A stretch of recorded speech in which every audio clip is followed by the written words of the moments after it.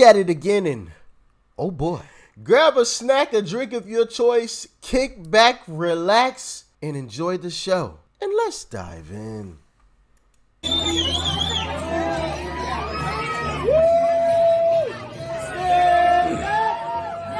I'm going to have to mute this because of the music playing in the background.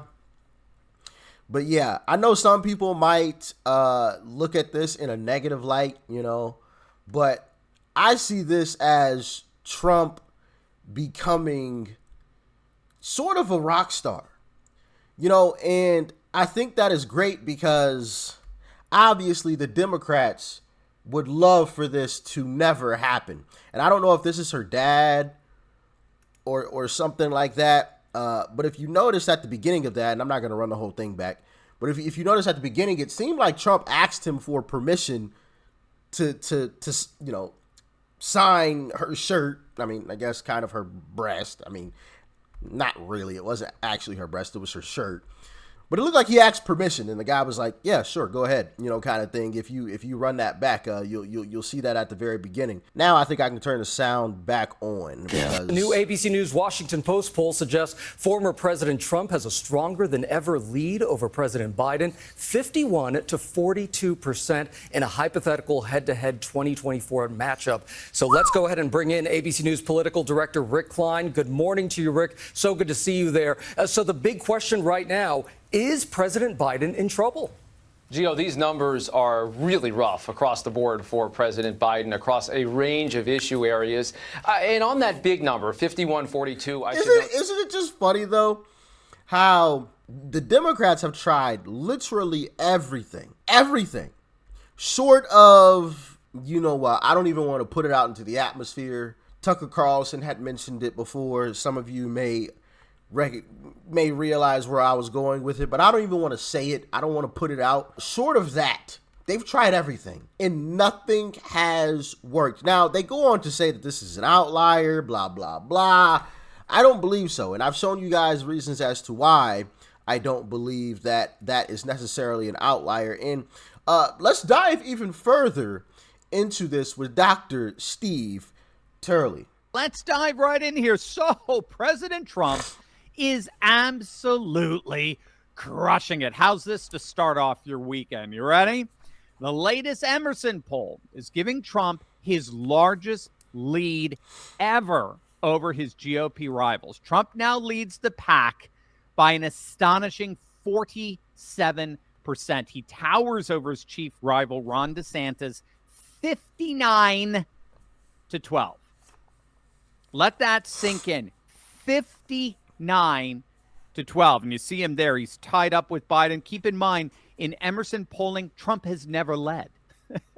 I believe Emerson gave Biden a plus 10 or so the day before the 2020 election. Okay. Sheesh. Trump's lead over DeSantis and his that is insane. Now, obviously, I've stated this before, and I'll make this quick.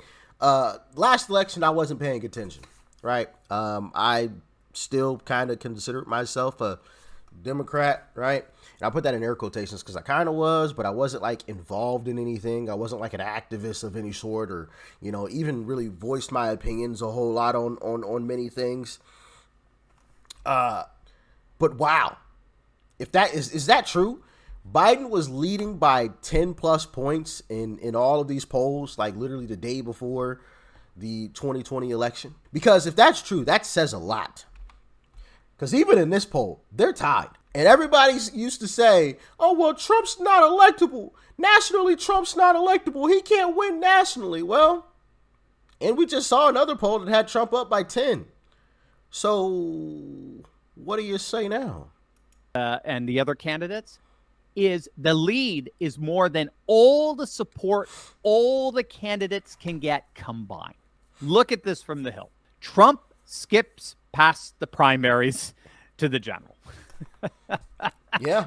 The Hill is admitting what even Fox News, right, formerly of Rupert Murdoch, more or less, he still owns it, but he's finally stepped down as of yesterday from being the chairman. But the Hill is admitting what the donor class controlled Fox News refuses to recognize. This primary is over. It is over. This Facts. GOP primary, I mean, you could argue it never began. True. Trump has won the nomination. He is not the presumed nominee. He is the nominee. The voting is merely a formality at this point. Again, even the leftist Hill recognizes that. There is no way, given how each indictment only strengthens Trump, there is no way anyone else is even going to come close to garnering his level of support. There was a glimmer of hope for DeSantis, for the DeSantis campaign last week with the abortion issue when Trump appeared to get a bit weak-kneed in that NBC interview when he promised to compromise with the Democrats on abortion. So DeSantis went, full animal on Trump over abortion. He's compromising. He's throwing pro-lifers under the bus. We can't trust him on abortion. I'm the true pro-life candidate. Right? You saw that. And then the polls came out in Iowa. one of the most pro-life voting constituencies in the nation. And Trump's needle didn't budge an inch despite this 24/7 barrage from the DeSantis campaign over the abortion issue. Because, and I made a video on this, and I felt it was necessary because I saw some prominent, figures in the YouTube space, and I won't name names because I'm not taking shots at these individuals. I want to make that clear once again. I made it clear in that video, but I want to make it clear again. But I saw some folks taking a shot at Trump, and I'm like, well, you guys, I feel like you guys don't really understand what Trump is doing. Trump is trying to win. The abortion issue is a very divisive issue, and I understand that. We're all aware of that. Look at what happened in the midterms. It was supposed to be a red tsunami, and it turned into a red mist, more so. And that was mainly based on the abortion issue. Republicans gave Democrats something to rally behind. And Trump, in all of his interviews, and I said this from the very beginning, you guys can go, this is documented. This isn't just me pulling it out of thin air. This is documented. I said this from the very beginning. This is a Trump 2.0. He's polished up everything. In these interviews, he realizes that the left wants him to give them a soundbite. They need a soundbite of some sort to rally the troops behind. And he hasn't given it to them since the beginning of this campaign. He refuses to give them any sound bites. Go back and look at all of his interviews and keep that in the front of your mind. Him giving them any type of, or not wanting to give them any type of sound bites. And you'll see, like, he'll repeat the same answer over and over. He's never, at least from my experience, he's never really done that. You know what I mean? Until this time around, like with the whole abortion thing, he kept repeating the same thing over and over again. Even though she kept trying to ask the question, she was saying it in a little bit of a different way. And eventually he repeated the same answer just in a little bit of a different way with a little bit of a different wording. And then you have DeSantis, oh, well, Trump, blah, blah, blah. And, the people have spoken. We see what's actually happening. Trump is trying to get elected. You have to win. This whole abortion issue means absolutely nothing if you lose. What's the point if you lost? You got to win in order to make a change. If you don't win, then you can't make any type of change. And this whole abortion issue goes down the drain. It goes down the toilet. So you got to be smart. You got to play chess, not checkers. And I think that's what Uncle Trump is doing. He's trying to play chess, not checkers, because the people at the top of the Democratic Party that are truly, the elites is what I presume, right? I don't have the facts, right? I can't back this up with anything, but I feel like they're very, very intelligent individuals. And I've said this before. You have to play chess with them, not checkers. Checkers is saying, oh yeah, I'm making a stance on abortion, yada, yada, yada. And the very next day, what would have happened is all of Democrats would have rallied behind that message and Joe Biden's poll numbers would have gone up. Guarantee it. We all know it. We've seen it. We've seen it happen before. Look at what happened right after Roe v. Wade. Wasn't Trump responsible for that? Didn't Democrats rally behind that? Right after that happened, weren't all the Democrats out in the streets, the politicians yelling and screaming, shaking their fists and waving their fingers? Oh, you're not good at it. Did you want that again? Absolutely not. The Democrats have nothing to rally behind. We are winning.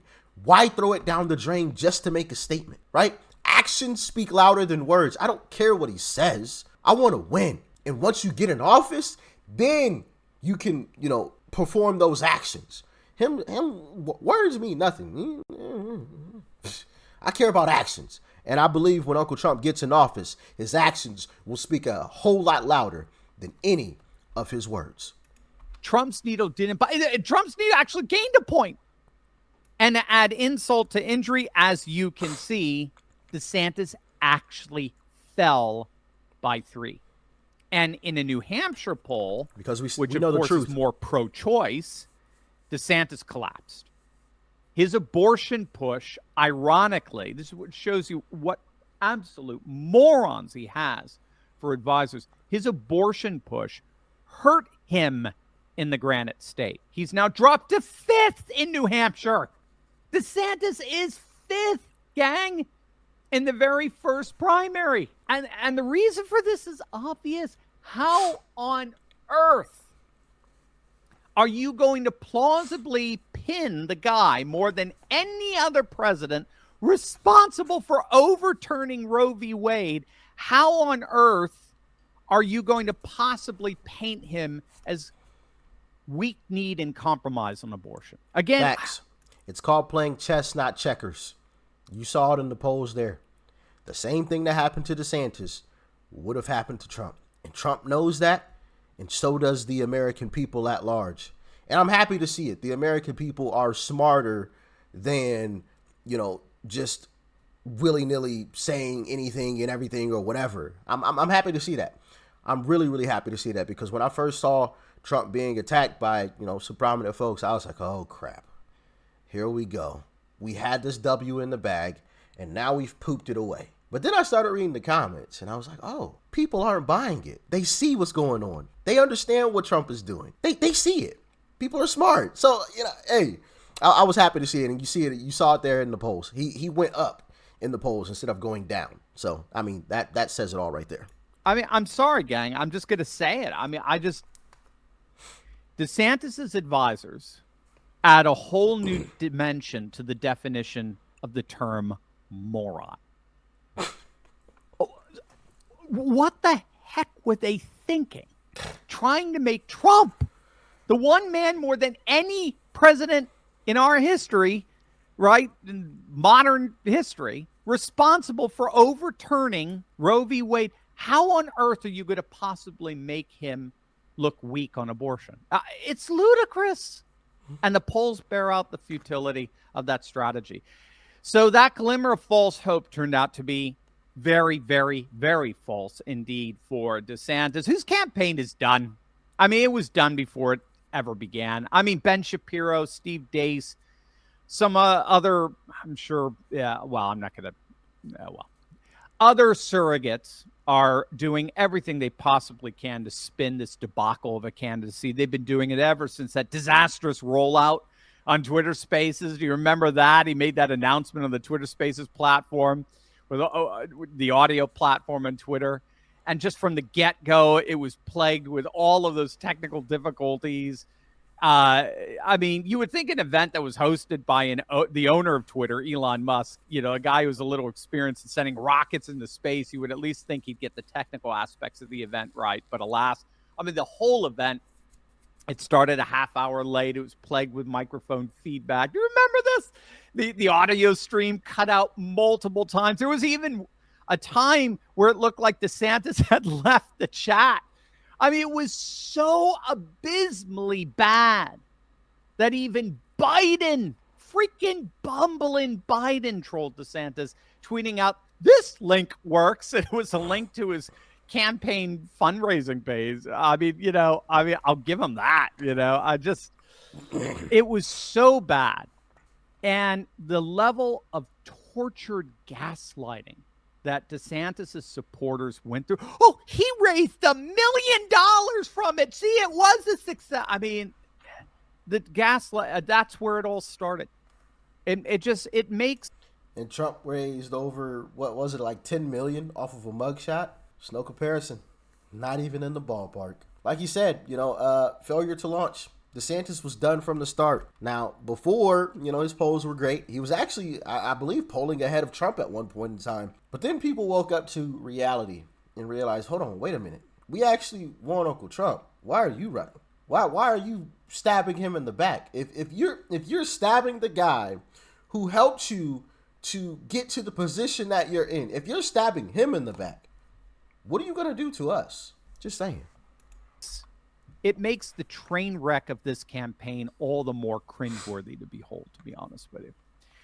And this Emerson poll for Trump, by contrast, of course, frankly, it's just the tip of the iceberg in terms of him completely running away with this.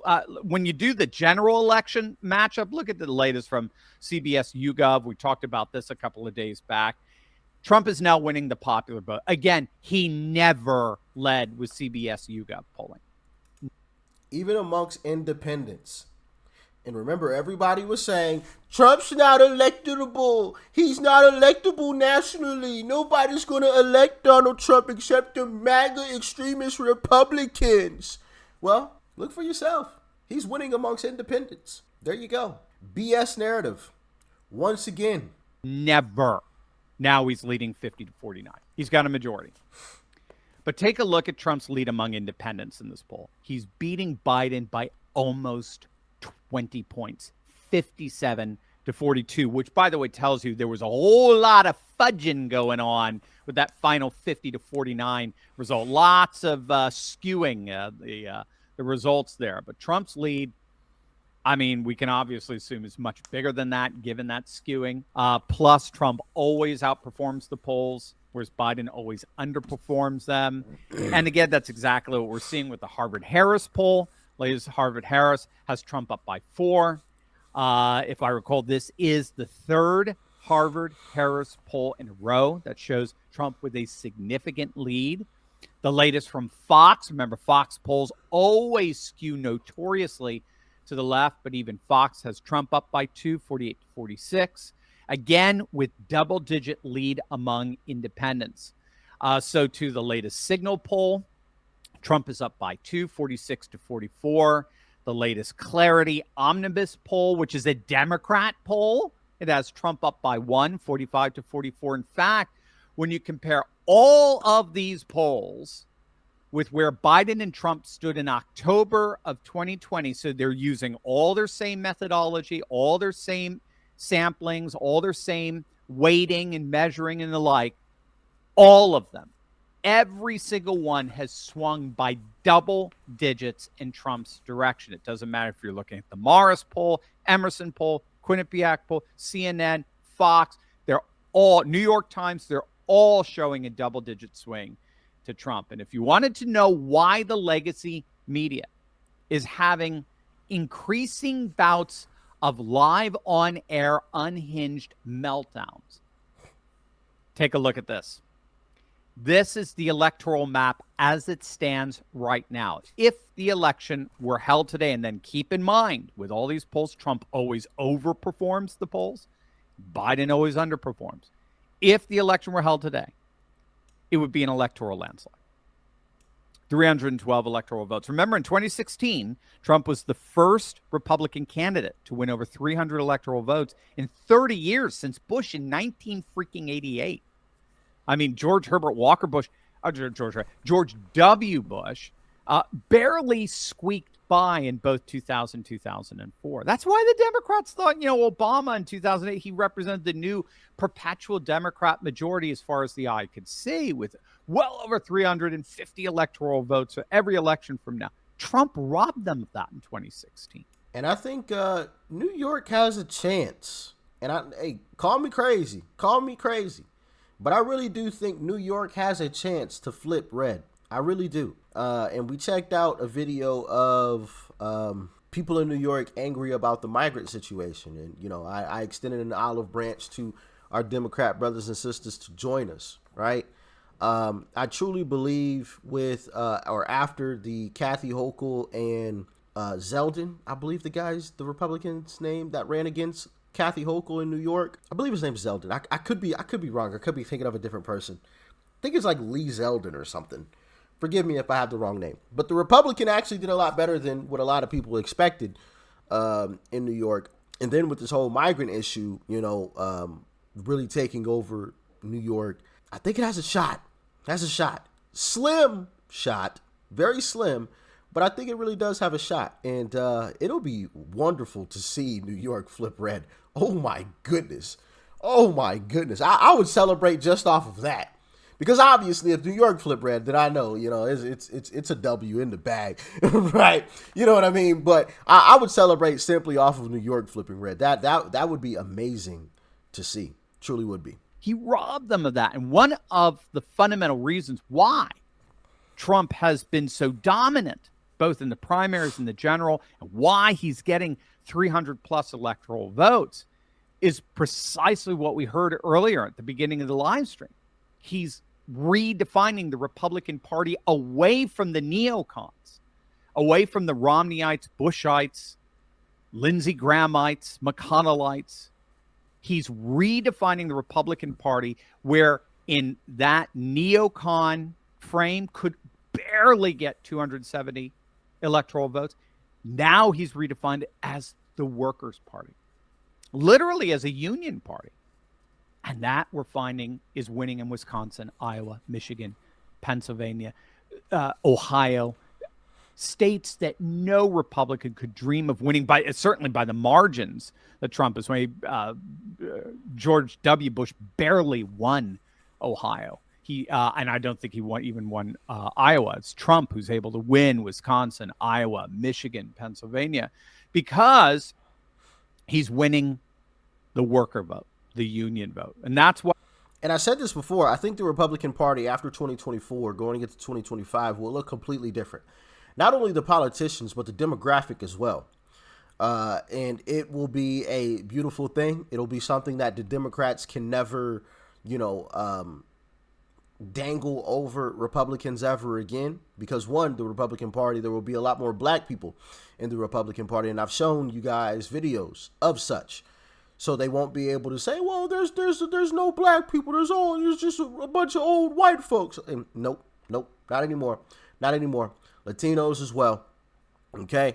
Them as well. So they won't be able to dangle that over the Republican Party. And then as far as the politicians go, we won't have the Mitch McConnells anymore. They're out. They're gone. So the days of, the left running amok and doing whatever they want to after 2025 really, because that's when Trump is actually going to take office. After 2025, that will be no more, because the Republican Party won't elect anyone like a Mitch McConnell anymore. He will have to be elected as a Democrat. If Democrats want him, then sure, by all means, go ahead, take him. He was basically on your side anyway. But on the Republican side, you will have more people like Matt Gaetz, Byron Donalds, in those types of individuals, the Jim Jordans and such. And it will be fantastic. I can't wait. I really can't. Can't wait. By this guest contributor for the MSNBC fiasco there, Joy Reid, at the beginning of the video. That's why he's so freaked out with Trump actively stealing the base of the Democratic Party. I'm sure many of you know President Trump announced that he's going to skip the upcoming waste of time donor-funded GOP debate. And this time he's going to counter those debates by appearing at a rally for the striking auto workers in Michigan. This is sheer genius. This is absolutely gigantic. And we really need to fully appreciate just what kind of political game changer this really is, what kind of paradigm shift this is. United Auto Workers, I'm sure most of you know, they're currently striking against the big three automakers, right? General Motors, Ford, Chrysler parent, Stellantis. It's the first time they've staged a full-blown strike on all three auto makers at the same time. And they're threatening more strikes for more plants. Their demands aren't met. And what the big thing is it's fascinating. They're striking in large part because of what Democrat politicians are doing. Democrat politicians are pushing green and electric vehicle initiatives that are having the U.S. manufacturing industry literally on the cusp, because so much of green tech is being manufactured in China. Trump is seizing on this issue, this split between the Democrat base, the union working class base, and their politicians. They're represented. The politicians want green energy that's manufactured in China. They want, green technology and so forth, electric cars that's primarily manufactured in China. And Trump is coming in and he's saying, hey, stick with me and I'll make sure that we push back this whole green insanity, shove it up China's you-know-what, and I'm going to make sure to make you guys rich and fully employed. So he's seizing this issue. He's already issued his unwavering support for the striking workers, and they're reciprocating in their support for Trump. Even CNN is sounding the alarm on it. They're admitting that Trump is shattering the Democrat coalition of union workers. All right, so we can end that there. Big shout out to Dr. Steve Turley. Make sure you guys go subscribe to his YouTube channel. Obviously, that's where a lot of this video came from. So go and show him some major love and support. All right, major love and big shout out to Dr. Steve Turley once again. Dr. Steve Turley. And like I was saying earlier, this whole abortion thing that they tried to get him on didn't work. They tried to smear him. Well, I guess that came from a Republican, Ron DeSantis, and you see how that worked for him. I forgot the lady's name, the black lady. I made a YouTube short on it, and as a matter of fact, I think I used the clip in a video before. But even she admitted on live television that she has never seen anything like Donald Trump in his support. He has only grown in support this entire time. Democrats tried to smear him from day one. And I used to be one of the people that kind of believed in the stuff that they were saying. So I feel like I can really touch on that. I used to be one of those people that was brainwashed. Obviously, I can see clearly now the rain is gone, right? But I used to be one of those folks, and none of it worked. Then they tried to indict him. Oh yeah, we're gonna give him some criminal charges, guys. Throw him in jail. That didn't work. Then even a was once prominent Republican tried to go after him. Look, guys. He doesn't stand up for the people. Look, he's compromising on abortion. That didn't work. He's only grown every single time. And I'm happy to see it. People are not buying the BS, even from another Republican. People are like, bro, man, go sit down. We don't want you, Ron. We see what Trump is doing. He's playing chess, not checkers. He's not going to give them a soundbite just so they can run. And listen, call me a conspiracy theorist. But I don't know, man. Maybe Ron wants some Democrats to win. I don't know. I don't know. Because, and I say that because you don't run a campaign the way that Ron DeSantis is running it when you're actually trying to win. I'm going to say that again. You don't run a campaign the way that Ron DeSantis and his team are running their campaign when you're actually trying to win. You don't run it that way. And this is coming from somebody who's new to politics. And I'm looking at him running his campaign and I'm like, yo, what? Why'd you do this? Or why not do that? Why? And there's been stories of Ron DeSantis and his team. For example, there was a story that came out about Ron DeSantis and his team and how they get back to people, right? People have tried to contact him and his team to try to get him on for interviews and things. And some people never got a response back.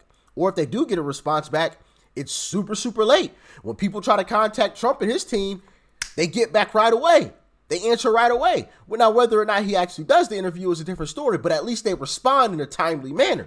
Ron DeSantis, you might get a response. And if you do get a response, it's gonna be late, right? Like when you're actually trying to win, you don't do stuff like that. When people are trying to interview you, you do what Vivek is doing. Like you go in, hey, yeah, absolutely. Let's go. Vivek became almost a household name out of nowhere because he was everywhere. Wherever you saw an interview happen, Vivek was in the interview. It was absolutely insane, the run that he went on for a while there. Now, obviously, he had no shot at winning because when you're up against Uncle Trump, we the people have already spoken. And that's another thing, too. But, yeah, I'm not going to beat that dead horse, right? I've already gone down that path. Why are you still running if we the people have already spoken? Like, you got no shot at winning. Now, maybe I'm wrong. Y'all let me know in the comment section. Like I've said before, I've made no secret about it. You guys have watched the journey I'm still an infant when it comes to this politics thing. And I don't know, have you guys ever seen a primary or primary polls like they are now with Uncle Trump in such a lead, or somebody in such a lead like Uncle Trump, and then somebody else wins? Let me know. I mean, I heard about Obama being behind at one point in time, but Obama was on a upward trajectory the entire time. Whereas, you know, even somebody like Vivek, he like shot up and then he came back down a little bit. Ron DeSantis has just been on a downward, you know, slope the entire time. If there's anybody that's been on an upward trend other than Uncle Trump, it'd be Nikki Haley, which Nikki Haley in the few things that I've seen of, you know, from her recently, I feel like she's become a bit more moderate in what she's been saying. I think she's been taking the Uncle Trump method and trying to play chess, not checkers, with this whole situation, which is the smart way to go about it. But she still has no shot at winning, in my humble opinion. But if anybody did, I would guess at this point it's going to be Nikki, if anybody else had a shot at winning, because she's playing smart. But other than that, I don't see anyone. And have you guys ever seen anyone make a comeback after being stomped the way that they are by Uncle Trump? Let me know, because I just find it weird that, you know, they're still even trying to run. You got Pence polling at 2% in some polls, and he's still trying to push. And it's just like, hold on, wait a minute, you know, like, I don't know. I just find it a little weird. Y'all let me know in the comment section below. But we've got the W in the bag. We've just got to hold the line. And so far, so good. Uncle Trump hasn't given them any sound bites, and I expect him to continue to do so up until next election, because they want a sound bite. They want something to be able to rally the troops behind, and we can absolutely never give it to them. But that's just my opinion on it. What's yours? Peace and love, family. I'm out.